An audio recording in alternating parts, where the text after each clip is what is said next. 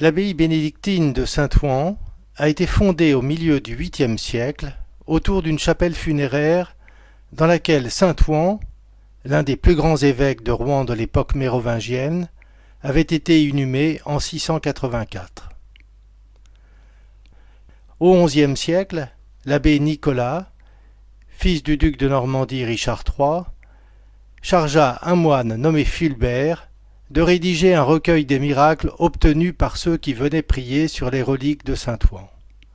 Et pour accueillir les nombreux pèlerins, il fit édifier une grande église abbatiale romane qui était sans doute l'une des plus vastes de Normandie. Il n'en subsiste plus qu'une absidiole appelée la Tour au Clair.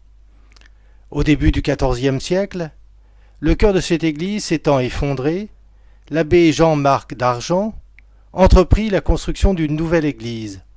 Le chœur a été édifié très rapidement, de 1318 à 1339. Durant ce temps, on avait aussi lancé les bases du transept et de la travée de la nef qui le jouxte. Le chantier a ensuite été ralenti par la guerre de Cent Ans.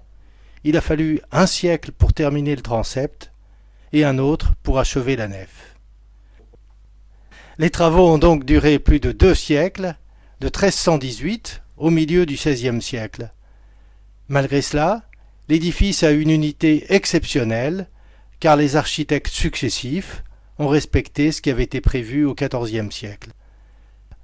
On peut donc considérer Saint-Ouen comme le chef-d'œuvre de l'art gothique rayonnant, même si l'église a été achevée à l'époque où le gothique flamboyant triomphait. Exceptionnelle pour son architecture et ses proportions, elle fait 137 mètres de long et 33 mètres sous voûte.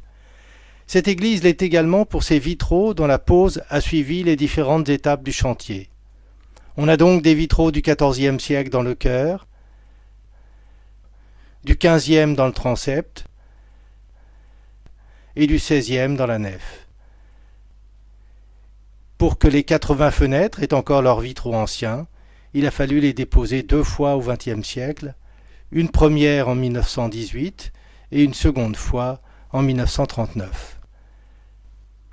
Saint-Ouen a enfin un grand orgue Cavaillé-Coll renommé dans le monde entier. Charles-Marie Widor, qui l'a inauguré en 1890, trouvait qu'il y avait du Michel-Ange dans cet instrument. En dehors de l'église, on a conservé une galerie du cloître des années 1500 et le dortoir des moines du XVIIIe siècle qui est devenu en 1800 le siège de l'hôtel de ville.